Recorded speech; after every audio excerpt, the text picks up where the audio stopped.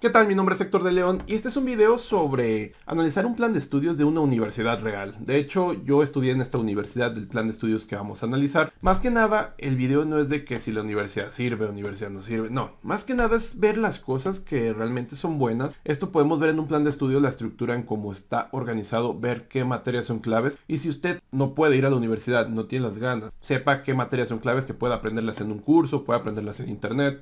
Pero más que nada es identificar esas materias claves que creo que a veces cuando los programadores están iniciando y van directo al código se pierde esa noción y yo creo que esos fundamentos son importantes porque te pueden ayudar sobre todo en entrevistas técnicas y pues ese es el objetivo de este video, más que nada, no es de que si esto sirve, que esto no, al final de cuentas todo es complemento, no son enemigos y ya dejémonos de esos debates. Bien, vamos a ver. Venga, que este es un plan de estudios como miles que hay de cada universidad va a tener su propio plan de estudios. Este es el plan de estudios de la ingeniería en computación, la misma carrera que yo he cursado, que los que a lo mejor no saben, yo estudié en la Universidad de Guadalajara hace ya muchísimos años. Y el punto es que estas materias obviamente han cambiado el plan de estudio. Y eso es bueno, porque a veces pensamos que las universidades están estáticas, no cambian el plan de estudio. Y no es cierto, sí cambian los planes de estudio. A mí me consta porque le he dado una checada rápida y sí ha cambiado. Bien, lo que hace esta universidad es separarlo en tres secciones: arquitectura de programación de sistemas, sistemas inteligentes y sistemas distribuidos. Es interesante porque yo cuando estaba estudiando esta ingeniería había ciertas materias que yo veo ahora que les han puesto más enfoque, más desarrollo, más tiempo. Ahora vemos que esta carrera está hecha para 4 años. Esto es un semestre, 2, 3, 4, 5, 6 y hasta el 8. Y esto es una recomendación de qué materias deberías tú tomar. En la universidad que yo iba, tú podías seleccionar tu horario y seleccionar qué materias llevabas. Yo duré más de 4 años, obviamente, porque yo ya estaba trabajando. Era muy difícil para mí tomar más de 5 materias, pero hubo personas que yo vi que terminaron en 3 años, eran unos, no sé, ñoños. Bien, lo primero que aquí destaca, pues obviamente al principio yo llevaba materias como álgebra lineal y todo ese tipo de cosas. Y aquí vemos algo llamado métodos matemáticos, que aquí lamentablemente no viene la descripción de lo que es. Pero aquí yo estoy casi seguro que es llevar todo lo que es álgebra, prácticamente la álgebra básica, logaritmos, algoritmos no, logaritmos, ecuaciones y todo ese tipo de matemáticas que es básica en toda ingeniería. Bien, y de repente pues tenemos un seminario de soluciones. Me voy a centrar en ciertas materias que yo sé que son claves y que si tú no estás estudiando en la universidad por cualquier factor, les des una checada. Matemáticas discretas. Matemática discreta es una materia súper importante. Esa materia yo de hecho pocas veces he visto que alguien en internet se enfoque a explicar qué es matemáticas discretas en el ámbito de la programación. Y muchos se preguntarán qué diablos es eso. Bueno, aquí tú ves todo lo que es teoría de conjuntos, ves también el concepto de grafos, ves sobre todo cómo hacer teoría de números, combinatoria. Entonces vas a ver muchísimas cosas interesantes que se utilizan en la programación. De hecho, un algoritmo curioso que se ve en esta materia que es el de colorear. Colorear por ejemplo, tienes un mapa como Jalisco, México, etcétera, y está separado por secciones. Colorear estas secciones sin que se repita el color conjunto. Si tienes un azul, alrededor no puedes tener otra vez azul. Y esto está interesante porque te ayuda a pensar algorítmicamente en grafos. De hecho, esto se puede solucionar con grafos. Y esta materia sí es importantísima. Matemáticas discretas en la programación. Hay otra subsección de matemáticas discretas que es la teoría de juegos. Sobre todo es interesante porque es para tomar control de decisiones. Control de decisiones dependiendo ciertos factores. Es donde entra también ya lo que son las metaheurísticas. Y es súper interesante porque te ayuda a pensar de una manera más allá de solamente resolver cosas con algoritmos fijos, sino que estás a veces ya resolviendo las cosas a un porcentaje de la optimización del resultado. Algoritmos de metaheurísticas, algoritmos de enjambre, algoritmos buenos de hormiga, toda la gama de que son los algoritmos genéticos. Y es interesante porque te da ciertas herramientas que son a veces la diferencia de que hagas un programa que dure minutos a un programa que dure segundos. Por eso es importante esta materia, matemáticas discretas.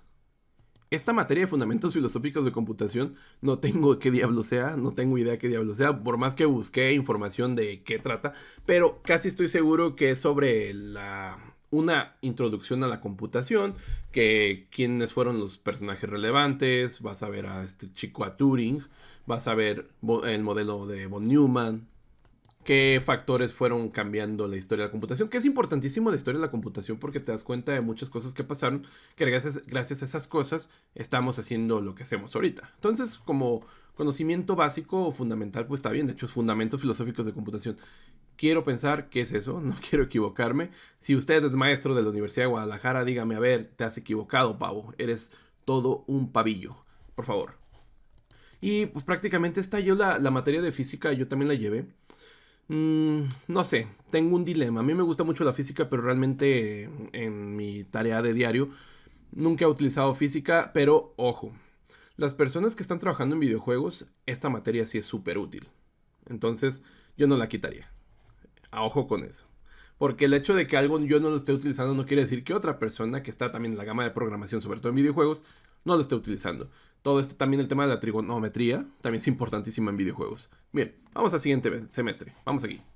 Más matemáticas. En mi tiempo esto se llamaba precálculo y esto se llamaba cálculo diferencial y esto se llamaba ecuaciones diferenciales. Entonces quiero pensar que es eso, porque ya no veo otras materias de matemáticas, pero tenemos seminarios, es decir, lo están complementando con 2 materias por semestre. Las materias pues pueden variar, aquí variaban, por ejemplo, llevabas 4 horas a la semana de cada materia, algunas 3, dependiendo, no sé cuántas horas, aquí dice 4 horas, mira, 4 horas, no me ha fijado, como aquí tiene un 4 sin H, no me ha fijado. Ojo aquí, coordinador, te falta un H. Bien. Aquí obviamente ya comienzas a ver programación. También yo cuando llevaba esta carrera también llevamos programación hasta el segundo semestre. Y quiero pensar que ya no están utilizando lenguajes como C, Turbo C. Bueno, digo, lenguajes C, C++, Turbo C, C, C++. Cuando yo estaba aprendiendo en la universidad, cuando estábamos viendo programación, llevábamos C. De hecho, ni siquiera C++. No sé cómo está ahorita. Pero pues eso ya es parte, ¿no? Esto lo ves donde sea, en un curso, lo que sea. Vamos a ver qué más hay. Esta materia de arquitectura de computadoras no es arquitectura de software, es arquitectura de cómo está funcionando la computadora, cuáles son sus elementos físicos, cómo funcionan, qué es lo que interactúan.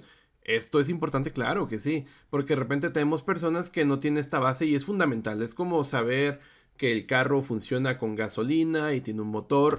Nosotros como programadores tenemos que saber, no a fondo, pero sí tener noción de que es arquitectura de computadoras, pues viene para eso, prácticamente.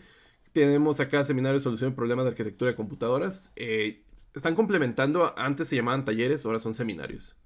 Y volvemos a tener las matemáticas, pero esta materia, estadística de procesos, ¿esto qué? Estocástico. Tuve que ir a Google a buscar qué era y prácticamente es cuando un objeto de análisis está sometido al azar. Bien, estadística es súper importante, sí, claro que sí. Hay muchas personas que se van al machine learning y de repente, pues ahí vas a tener el conocimiento de estadísticas, es importantísimo. Entonces, esta materia es importantísima. Aparte, a veces pensamos que la estadística solamente es hacer la varianza, covarianza. No, de hecho es enorme. Hay muchas otras cosas que se hacen con estadísticas. Y yo sí la veo como una materia base, sobre todo si te vas también a hacer áreas de investigación, pues es importantísimo, ¿no? Y de repente llegar sin estadísticas a esos niveles, pues sí está como medio wow. Pero si te vas a Machine Learning, sí es importantísimo. Ahora, viene lo bueno, estructura de datos. Yo he visto pocos personas que están comenzando ahorita, no sé, digamos, he comenzado con programación, tengo un mes picando la JavaScript y he visto que tienen ciertas bases de estructura de datos nulas. No conocen qué es una estructura de datos, no saben que un array es una estructura de datos. Entonces, ¿es importante estructura de datos? Claro que sí. ¿Qué es lo que vas a ver en estructura de datos? Pues prácticamente el concepto de listas enlazadas, métodos de ordenamiento. Vas a ver también qué diferencia hay una estructura de datos estática a una dinámica. Eso es importantísimo. Cómo manejar los punteros. Es importantísimo saber este concepto. A lo mejor no lo vas a utilizar cuando ya estés trabajando con lenguajes como C#, como Python. Porque ya hay objetos que te hacen este tipo de trabajo, pero es importante porque a final de cuentas te vas a topar a veces con el problema que tengas que utilizar una meta heurística y no sepas ni siquiera el manejo bueno de un array y te vas a desplomar. Entonces la estructura de datos pues prácticamente viene muy de la mano también con matemáticas discretas, porque también el concepto de vectores, de grafos, pues aquí están. Toda la estructura de datos pues se manejan, va muy de la mano matemáticas discretas, porque un grafo pues es un árbol, y un árbol pues, bueno, y un grafo pues regularmente lo vas a utilizar muchísimo en metaheurísticas. Y eso es importante, también entender que una clase es una estructura de datos también, una clase con la que haces objetos. Entonces estructura de datos sí, es importantísimo. Si tú te metiste a un curso de programación en internet y no viste estructura de datos, velo. Vete a buscar información de estructura de datos, practica mucho con estructura de datos, sobre todo comienza con los métodos de ordenamiento. De repente hay personas que no saben ni siquiera qué es una búsqueda binaria, entonces esto es súper importante para una prueba técnica. Una prueba técnica donde truenan es porque no saben manejar estructura de datos. Importantísimo. Y he visto que aquí ya han puesto 2 semestres estructura de datos. Eso yo lo aplaudo. Porque era demasiada información antes. En un semestre ver estructura de datos querían que vieras muchísimos conceptos. Y los últimos conceptos no terminabas de verlos. Y eran los más interesantes, los más útiles. Entonces qué bueno que hicieron esto. Un aplauso. No sé quién lo haya hecho. Y bien. Obviamente ya esto siempre viene acompañado de un taller, que aquí le llaman ya seminarios, no sé por qué le cambiaron el nombre, pero es un taller. Uno, estás en la clase viendo la teoría y el otro estás en un taller con computadoras y ahí estás ahora sí picándole. Bien, eso es importante. Esto, redes de computadoras y protocolos de comunicación. De repente no conocer protocolos, no saber la diferenciación de cuando estás mandando un archivo por SSH, por FTP. Es importantísimo saber esto. Redes de computadoras y protocolos de comunicación, porque estoy viendo que dice protocolos de comunicación. Quiero pensar que viene todo ese tipo de cuestiones de dependiendo qué vas a mandar por internet. Hay protocolos, hay que saber qué diferencia hay uno de otro. Eso es importantísimo. Optativas abiertas, ¿no vienen las optativas aquí? Las optativas eran materias que tú metías simplemente por gusto. Y tú tenías una galería de materias. Yo aquí, de hecho, cuando era optativas, metí la de inteligencia artificial, metí una de multimedia y metí la de, ya había contado la historia del sacerdote. Era un pastor que me odiaba. Un saludo, pastor, no sé dónde andes. Pero este maestro, ya conté la historia por ahí. Ahí voy a poner el video por arriba. Bien, pues las optativas son eso. Y esto sí, no sé qué sea, estado del arte del proyecto del módulo 1. Quiero pensar que son proyectos que tienes que entregar. Eso también es interesante. Proyectos que tienes que entregar conforme pasas la carrera. Porque aquí veo de repente que habla mucho de proyectos. Prototipo del proyecto del módulo 1, etc. Bien, vamos al siguiente semestre. Vámonos. Y aquí vienen las cositas interesantes. Base de datos.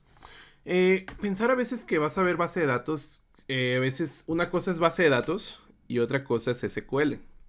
La base de datos es una gama de cosas. Es decir, aquí obviamente yo cuando estaba llevando esta clase llevábamos álgebra relacional, que de hecho fue inventada por Edgar Cott, allá por los años 70. Y es un lenguaje con el cual puedes trabajar con colecciones, en este caso, ¿no? Y base de datos, lo último que vas a ver es SQL. Es decir, SQL es como ya la representación del conocimiento de la álgebra relacional, de qué va todo esto, ¿no? Que prácticamente es la base de SQL. Y el conocer, hacer ejercicios de álgebra relacional te va a ayudar bastante en SQL. Ya cuando estás en SQL, pues, se te va a hacer súper fácil ya hacer ciertas manipulación de datos. Aquí obviamente su taller. Y estructura de datos, pues ya habíamos dicho que pues, está otro semestre. Vamos a darle para acá. Y aquí ya tenemos una materia que respalda estructura de datos, que es algoritmia. Importantísima. Muchos truenan, recuerden, es importante estructura de datos, algoritmia y matemáticas discretas. Muchos truenan entrevistas de trabajo con empresas muy importantes porque no tienen estos fundamentos. Importantísimo. Que sabes JavaScript, que sabes Python. No. Estructura de datos, algoritmia y matemáticas discretas te van a ayudar bastante en pruebas técnicas. Vamos a pasarnos al siguiente semestre, traductores de lenguajes. Aquí entra esta parte que es saber el concepto de compiladores, de qué va. Entonces, y va muy de la mano con teoría de la computación. Que teoría de la computación ves más que nada ver si algo es computable o no computable, sus límites que te lleva a llevar esto. Sobre todo viene mucho lo que es la base que estás utilizando en la programación, que es la máquina de Turing. Autómatas, máquinas de estados, etc. De repente vas a escuchar autómatas celulares, todo eso, pero no deja de ser máquinas de estado. Entonces, saber esto es importantísimo. Máquinas de estado es súper importante. Y aquí vamos con traductores de lenguajes, que van de la mano, van de la manita. La máquina universal de Turing es una máquina de estados que puede simular otra máquina de Turing. ¿Qué es lo que hacemos con lenguajes de programación? Tenemos lenguajes de programación como JavaScript que están trabajando sobre un motor que se hizo con C++, que se está trabajando con tecnología que está trabajándose en ensamblador, que a su vez está en binario. Eso es traducir prácticamente una base sobre otra base sobre otra base y así nos vamos. De repente tenemos JavaScript y con JavaScript hacen otra cosa y luego tenemos TypeScript. Entonces, traductores de lenguaje es entender estos conceptos junto con la teoría de la computación de cómo tú el problema lo puedes abstractamente ir relevando. De hecho, a veces veo que muchas personas sufren con las presiones regulares. La expresión regular, cuando estás viendo sobre todo autómatas, te vas a dar cuenta que prácticamente se te hace más fácil entender las presiones regulares. Pues es básicamente eso. Y aquí comenzamos a ver ya ahora sí, ingeniería de software. ¿Qué es lo que vas a ver? Ciclos de vida del software, todo el ámbito de la calidad del software. Y es importante, importantísimo. De repente nos centramos mucho a codificar, pero no nos centramos a la calidad del software. Es decir, cómo vas a tener qué es lo que hace que tu software sea de calidad, que cumpla los requerimientos, que sea escalable, que puedas darle mantenimiento, todo ese tipo de cuestiones. Y que también transformes esta parte de la creación del software a tiempo. Y tiempo es dinero. Entonces es importante la ingeniería de software, la toma de requerimientos, sobre todo cómo vas a llevar el ciclo de vida de tu desarrollo. Importantísimo ingeniería de software. Por eso a veces les digo, se meten directo a codificar, pero codificar es el punto central. De hecho hay otras áreas que están encima y están antes, están después. Codificar solamente es el punto central. Hay cosas que desde la ingeniería de software si van mal, todo va a ir mal. Entonces es importante. Y aquí tenemos ahora una materia de seguridad. Esto es importante. Yo cuando estaba estudiando nadie nos mencionaba seguridad. Esto me gusta. Que ya tomen por lo menos un semestre de seguridad. Y aquí estamos otra vez con traductores de lenguajes. Me gusta eso que le den más énfasis, más desarrollo al tema. Bien, sistemas operativos. No vamos a hacer sistemas operativos. O sea, no. De repente dicen, es que ¿para qué ves sistemas operativos? Como si fuera a ser un sistema operativo. A lo mejor sí, no sé.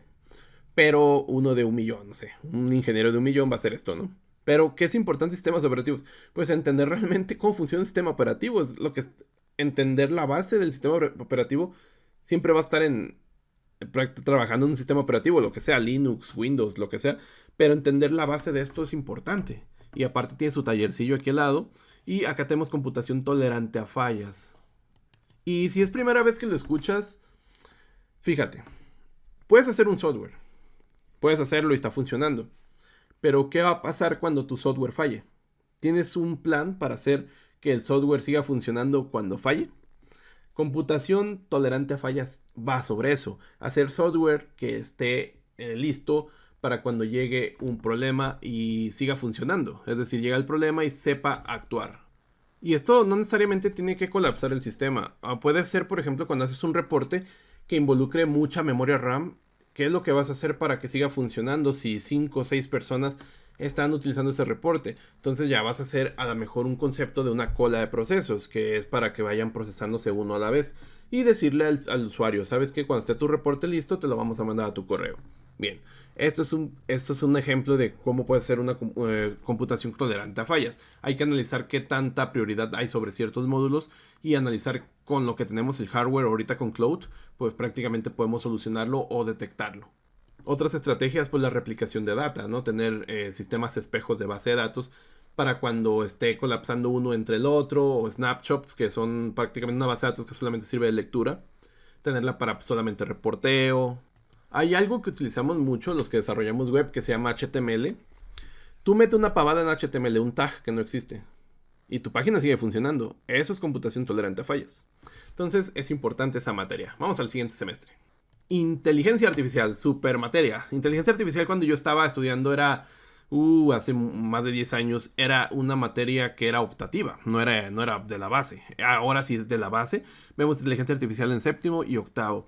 ¿Qué es lo que veíamos ahí? Bueno, veíamos redes neuronales. Bueno, era optativa, venía un doctor que es bastante bueno, se llama Jérôme Pasquier. Jérôme Pasquier, eso era francés. Un saludo si está viendo este video. Y este maestro era un investigador que tenía la universidad, era bastante bueno el señor.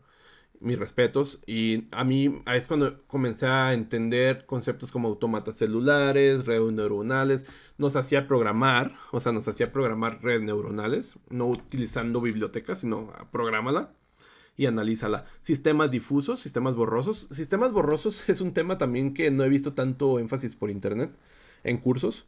Sistemas borrosos prácticamente es cuando tú vas a ir de viaje ¿Y qué necesitas? Dinero, ganas, tiempo, pero no son factores blanco-negro, son factores grises.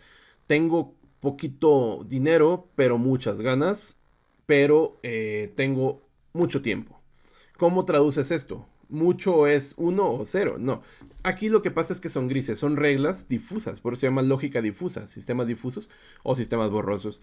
En inteligencia artificial yo veía todo este tipo de cuestiones que prácticamente te ayudan y te dan énfasis a poder hacer cosas interesantes. También el tema de metaheurísticas, aquí lo vi bastante, algoritmos genéticos, aquí lo vi, algoritmos de enjambre, que son prácticamente, uno de ellos es el de las hormigas, hacer hormigas que simulen, bueno, cada hormiga es un posible solución al problema y cuando estas hormigas se están moviendo, digamos, a una búsqueda en un mapa de Google Maps, el camino más corto, manda las hormigas que son simplemente caminos que están yéndose al destino y cuando lleguen al destino se van a regresar y ese regreso van a simular feromonas de las hormigas, las siguientes hormigas van a tratar de irse por donde se fueron las mejores y al final vas a tener feromonas por el camino más corto o el casi más corto, porque son metaheurísticas. Las metaheurísticas te dan una solución, no la exacta, a lo mejor te dan la exacta, pero hay probabilidad que no te den la exacta, pero te dan una forma de hacer las cosas muy rápidas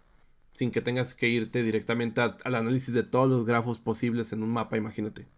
Entonces, son cosas interesantes que te pueden hacer y te pueden dar curiosidad y puedes terminar estudiando un doctorado de inteligencia artificial. Y es interesante porque una cosa es utilizar las tecnologías, que es viendo cursos, enfocarte sobre una tecnología y vas a ganar dinero. Pero hay otras personas que hacen tecnología. Y creo que hasta este punto ya estamos viendo cuáles conceptos son claves para hacer tecnología. Entonces no digo que los cursos sean malos, no digo que la universidad sea mejor. El objetivo es eso, detectar esas materias para que te nazca la curiosidad.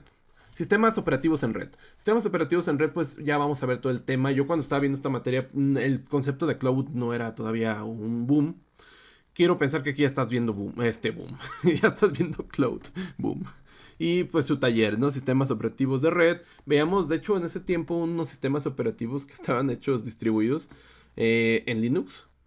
Pero yo creo que ya ahorita no se utilizaron, pero ahorita pues es importante ver el concepto de cloud porque a veces también hay pocas personas que trabajan en la nube al porcentaje de programadores que hay y eso es el futuro, a final de cuentas. Entonces es importante. Simulación por computadora. Esta materia sí yo tengo desconocimiento. No sé de qué vaya. Ya que yo no la llevé, pero el concepto de simulación por computadoras prácticamente es eso. Un modelo que simule algo, simule el clima, simule cuando tumbas un edificio cómo va a caer. Ese tipo de cuestiones son importantísimos. Simules cómo se van a mover las estrellas, simules si un meteorito va a chocar, simule, etcétera. Son modelos que simulan tanto física, tanto biología, química.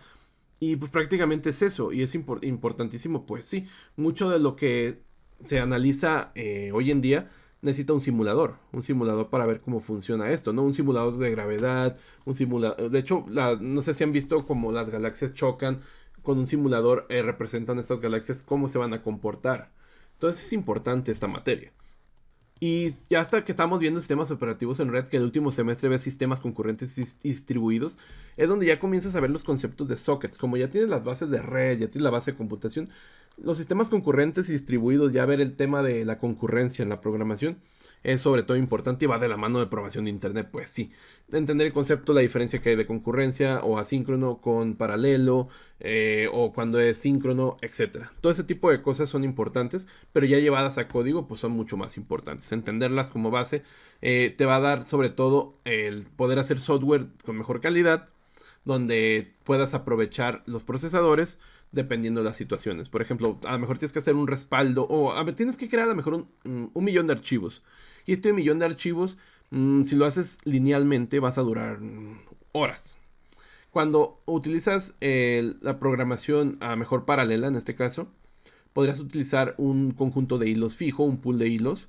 Y este pool de hilos pueden meter sus procesos, no sé, tienes 100 hilos, metes 100 procesos y van terminando esos procesos y vas metiendo otros 100. Es más rápido que tener solamente un proceso acabando un millón de archivos. El entender esto y entenderlo ya en código, pues te va a dar un plus super extra. Muchos problemas técnicos también van por ahí. el manejo de threads o el manejo de hilos, el manejo de forma paralela, el manejo de forma síncrona, es importante. En las pruebas técnicas, cae seguro, te van a si vas a trabajar con un lenguaje como Java o C Sharp, cae seguro te van a preguntar sobre esto, cuando es un nivel ya avanzado. Programación para internet, pues yo quiero pensar que es todo lo que estamos haciendo hoy en día, desarrollo web. No tengo, prácticamente no tengo conocimiento de qué va, pero quiero pensar que es eso. HTML, JavaScript, solicitudes, API, backend, frontend, etc. Obviamente en un semestre no vas a ver mucho, pero tienes la noción. Quiero felicitar a los maestros que han hecho este cambio de plan de estudios en la universidad. Yo cuando iba en la universidad, pues este plan de estudios es muy diferente. Felicitarlos porque de eso se trata. La universidad tiene que ir cambiando el plan de estudios conforme las tecnologías avancen. Un aplauso para ustedes, maestros, menos para el que me reprobaba, que era el pastor. O usted no. A los demás, muchas gracias por este cambio. Espero que las personas que estén estudiando en la universidad les dé, sobre todo, una base de lo que pueden ver este video. Las personas que no van a ir a la universidad, que no tienen interés de ir, está bien, no pasa nada. Y espero también te sirva prácticamente esta base rapidísima sobre los conceptos que he mencionado. Y pues nada, si te ha gustado el video puedes dejarme un pulgar arriba, comentar, compartir. Y sobre todo este video espero te haya servido, darte una noción de qué podría ser, cosas que necesites aprender. Y ese era el objetivo, más que nada. Tengo un curso de patrón de diseño, tengo un curso de C Sharp que está en el primer comentario. Adiós.